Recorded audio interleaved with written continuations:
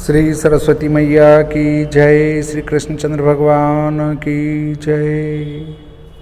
आज हम कल्पतरुः पाठ, विषय संस्कृत, कक्षा नौवीं, कल्पतरुः यानी कल्पवृक्ष। पाठ हमारा 4 है। इस पाठ 4 की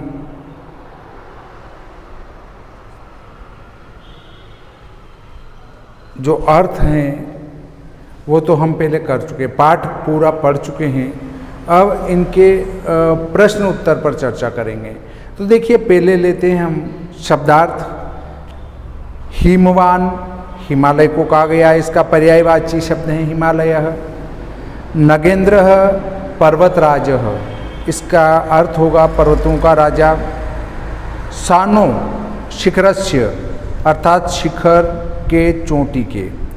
कुल क्रमागतः, कुल क्रमाद आगतः, कुल परंपराया संप्राप्तः, कुल परंपरा से प्राप्त हुआ।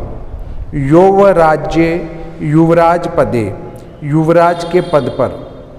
शक्रः, इंद्रः, इंद्र। अर्थितः, याचितः, मांगा। अंतिकम, समीपम, पास में। विचिवत, तरंगवत, तरंग की तरह। अभ्यनुज्ञातः, अनुमतः, अनुमति पाया हुआ। अदरिद्राम, दरिद्रहीनाम, दरिद्रता से रहित अर्थात संपन्न। दिवम, दिवम कहते हैं स्वर्गम, स्वर्ग। वसुनी, धनानि, धन। उपगम्य, समीपम गत्वा, पास में जाकर। दुर्गतः, दुर्गतिम आपन्नः, पीड़ित, निर्धन। सर्वजीवानुकंपया, सर्वजीवेभ्यः कृपया, सभी जीवों के प्रति कृपा से। प्रथितम, प्रसिद्ध, प्रसिद्धम, प्रसिद्ध हो गया। अब देखिए, इसके प्रश्न उत्तर पर विचार करते हैं। पहला प्रश्न आता है, एक पदेन उत्तरम लिखत, एक शब्द में उत्तर देना है। तो जिमुतवाहन कस्य पुत्र अस्ति, जिमुतवाहन किसके पुत्र हैं? तो उत्तर हैं जिमुतकेतोः, जिमुतकेतु के ये पुत्र हैं। दूसरा प्रश्न है, संसारे अस्मिन् कः अनश्वरः भवति, संसार में क्या अनश्वर होता है, अर्थात क्या नष्ट नहीं होता है? तो उत्तर बनेगा इसका परोपकारः, परोपकार। तीसरा प्रश्न आता है पहले का, जिमुतवानः परोपकारेक फल सिद्धिये कम आराधयति, जिमुतवाहन परोपकार के फल की सिद्धि के लिए किसकी आराधना करते हैं, किससे निवेदन करते हैं? तो कल्पपादपम, इसका उत्तर आएगा कल्पपादपम, अर्थात कल्प वृक्ष से। जिमुतवाहनस्य सर्वभूतानुकंपया सर्वत्र किम प्रथितम, जिमुतवाहन ने सभी प्राणियों पर अनुकंपा की और क्या प्राप्त किया? तो यशः, उनने यश प्राप्त किया। कल्पतरुः भुवि कानि अवर्षत वसूनि, कल्प वृक्ष ने भूमि पर क्या वर्षाया, मतलब धन, धन की वर्षा की। प्रश्न 2 आता है, अधोलिखितानां प्रश्नानां उत्तराणि संस्कृत भाषया लिखत, कंचनपुर नाम नगरम कुत्र विभाति स्म। तो कंचनपुर नाम नगर कहाँ था? तो कुत्र की जगह हम लिखेंगे नगेंद्रस्य सानोः उपरि, बस इतना लिखेंगे, बाकी यथावत लिख देंगे तो उत्तर बन जाएगा। तो उत्तर क्या बनेगा? कंचनपुरम नाम नगरम नगेंद्रस्य सानोः उपरि विभाति स्म। दूसरा आता है, जिमुतवाहनः कीदृशः आसीत्, जिमुतवाहन किस प्रकार के थे? तो कीदृश की जगह लिखेंगे महान दानवीरः सर्वभूतानुकंपी। तो उत्तर बनेगा जीमूत वाहनः महान दानवीरः सर्वभूतानुकंपी आसीत्। कल्पतरो वैशिष्ट्यमाकर्ण्य जीमूतवाहन किम अचिंत्यत। जीमूतवाहन उसकी विशेषता का कल्पवृक्ष की विशेषता को सुनकर क्या सोचने लगा। यत अहम अस्मात् कल्पतरो अभिष्ट साधयामि।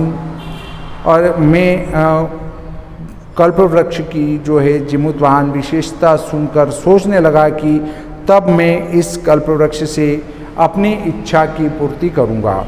तो उत्तर बनेगा किम हटाना है, कल्पतरो वैशिष्ट्यमाकर्ण्य जीमूतवाहनः अचिंत्यत और विवरण का चिन्ह लगाना है। यत अब नया लिखना है अचिंत्यत। यत अहम अस्मात् कल्पतरोः अभिष्ट साधयामि। अब अगला आता है हितैषिणः मंत्रिणः जीमूतवाहनम किम उक्तवन्तः। हितैषी मंत्रियों ने जीमूतवाहन से क्या कहा। तो किम हटाना है और लिखना है हितैषिणः मंत्रिणः जीमूतवाहनम उक्तवन्तः। इसके लिए आपको पृष्ठ क्रमांक 26 देखना है। ऊपर से दूसरा पैराग्राफ उसकी 1, 2, 3, 4, 5 छठी लाइन देखना है। छठी लाइन में लिखा है युवराज सो अयम सर्वकामदः कल्पतरुः तवोद्याने तिष्ठति स तव सदा पूज्यः। बस ये लिखना है लाइन ऊपर से 1, 2, 3, 4, 5 छठी लाइन, छठी का लास्ट वाला और 7वीं लाइन। अब आता है जीमूतवाहन कल्पतरुम उपगम्य किम उवाच। जीमूतवाहन कल्पवृक्ष के पास जाकर क्या बोले। तो उत्तर बनेगा किम हटाना है, ये लाइन यथावत लिखना है। जीमूतवाहन कल्पतरुम उपगम्य उवाच। ये फिर आपको पेज नंबर 27 पर 1, 2 और ऊपर से तीसरी लाइन उसका लास्ट वाला देव त्वया अस्मत् पूर्वेशम अभिष्टा कामा पूरिता तन्ममेकं कामं पूरय यथा पृथ्वीम अदरिद्राम पश्यामि तथा करोतु देव इति। ये लिखना है पेज 27 से। इस प्रकार प्रश्न 2 पूरा हो जाता है। प्रश्न 3 आता है अधोलिखित वाक्येषु स्थूलपदानि कस्मै प्रयुक्तानि। जिनको जो है डार्क किया गया है, गहरा किया गया है, वो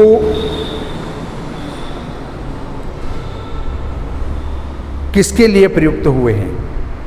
वे जो शब्द जो डार्क किए गए हैं वो किसके लिए प्रयुक्त किए गए हैं, वो उसका नाम लिखना है। तो तीसरे का पहला है तस्य सा नो उपरि विभाति कंचनपुरम नाम नगरम। उसके चोटी के ऊपर जो है कंचनपुर नाम का नगर था। तो किसकी चोटी के ऊपर, तो तस्य कहा गया है हिमालय पर्वताय के लिए, हिमालय पर्वत के लिए कहा गया है। दूसरा है राजा संप्राप्त यौवनम तम यौव राज्य अभिषिक्तवान। तो ये तम डार्क किया गया है, तो तम आया है जीमूतवाहनाय, जीमूतवाहनाय लिखेंगे। अब अयम तव सदा पूज्य। अब अयम को डार्क किया गया है, तो यहाँ आएगा कल्पतर वे। तात त्वम, यहाँ त्वम को डार्क किया है चौथे में। तात त्वम तू जानासी यत धनम विचे वंचंचलम। तो यहाँ त्वम मतलब जिमुत केतवे के लिए आया है, तो जिमुत केतवे आएगा यहाँ पर। अब आता है प्रश्न 4 अधोलिखितानां पदानां पर्याय पदम पाठात चित्वा लिखत। नीचे लिखे हुए शब्दों के पर्यायवाची शब्द पाठ में से ढूंढ के लिखना है। तो पहला आया है पर्वतः, तो नगेंद्र और सानु दोनों इसके पर्यायवाची हैं। इंद्र का आया है शक्र, इच्छितम का आया है अभिष्टम, धरित्रीम क्या आया है पृथिवीम, वाणी का आया है वाक, भूपति का आया है राजा, धनम का आया है अर्थः वसुनी, समीपम का आया है अंतिकम, कल्याणम का आया है परोपकारः हितम, वृक्षः का आया है तरुः। पांचवा प्रश्न आता है क स्तंभे विशेषणानि ख स्तंभे च विशेष्याणि दत्तानि तानि समुचितम योजयत। क स्तंभ और ख स्तंभ की सही जोड़ी मिलाना है। तो पहला प्रश्न है कुल क्रमागतः, तो इसका आएगा ऊपर से चौथा कल्पतरु आएगा। दानवीरः, तो ऊपर से तीसरा आएगा जिमुतवानः। हितेशी भी है, ऊपर से दूसरा आएगा मंत्री भी है। विचि व चंचलम, तो अंतिम वाला आएगा धनम। अनश्वरः, तो पहला आएगा परोपकारः। इस प्रकार ये पांचवा प्रश्न संपूर्ण होता है। अब आता है स्थूलपदान्य धीकृत्य प्रश्न निर्माणम कुरुत। जो डार्क किए गए हैं उनके स्थान पर क्या लिखें कि ये प्रश्न बन जाए। ये उत्तर दे रखे हैं तो इनके प्रश्न बनाना है। तो तरो कृपया सह पुत्रम अप्राप्नोत। तरो की जगह डार्क है, इसकी जगह लिखेंगे कस्य। कस्य कृपया सह पुत्रम अप्राप्नोत, और पीछे प्रश्नवाचक चिन्ह लगेगा।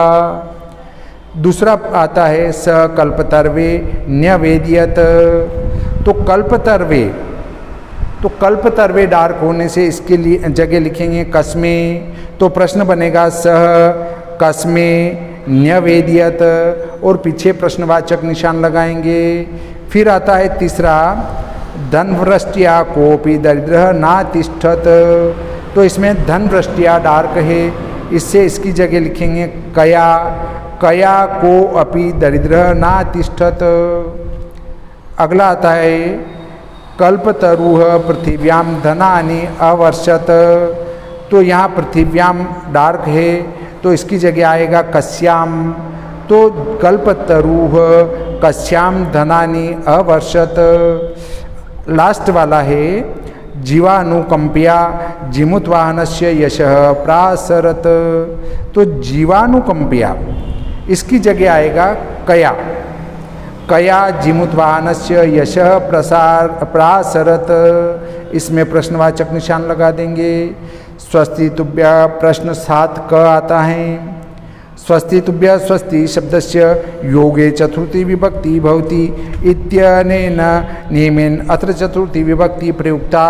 एवमेव कोष्ठक गतेषु पदेषु चतुर्थी विभक्तिम प्रयुज्य रिक्त स्थानानि पूर्यत। यहाँ पर जो कोष्ठक में पीछे दिया है उसमें चतुर्थी विभक्ति लगाना है बस। तो स्वस्ति और रिक्त स्थान, और कोष्ठक में दिया है राजा, तो स्वस्ति राजाभ्यः। फिर स्वस्ति और रिक्त स्थान और कोष्ठक में लिखा है तो प्रजा, तो प्रजाभ्यः। स्वस्ति प्रजाभ्यः आएगा। स्वस्ति रिक्त स्थान छात्र, तो यहाँ छात्र का छात्रेभ्यः आएगा। स्वस्ति छात्रेभ्यः। फिर स्वस्ति रिक्त स्थान और कोष्ठक में है सर्वजन, तो यहाँ सर्वजनेभ्यः हो जाएगा। तो स्वस्ति सर्वजनेभ्यः। 7 ख आता है कोष्ठक गतेषु पदेषु षष्ठीं विभक्तिं प्रयुज्य रिक्त स्थानानि पूर्यत। 7वें का ख है तस्य रिक्त स्थान उद्याने कल्पतरु आसीत, और कोष्ठक में पीछे दिया है गृह, तो इसमें आ जाएगा गृहस्य। रिक्त स्थान में भरेंगे गृहस्य। तस्य गृहस्य उद्याने कल्पतरु आसीत। सह रिक्त स्थान अंतिकम अगच्छत, तो पितृ है यहाँ पर, तो पितृ का पितुः भरेंगे, तो यह हो जाएगा सह पितुः अंतिकम अगच्छत। इसमें अगले में पहले रिक्त स्थान दिया है सर्वत्र यश प्रथितम, तो कोष्टक में दिया है जिमुत वाहन, तो इसका भरेंगे जिमुत वाहनस्य, तो आएगा जिमुत वाहनस्य सर्वत्र यशः प्रथितम।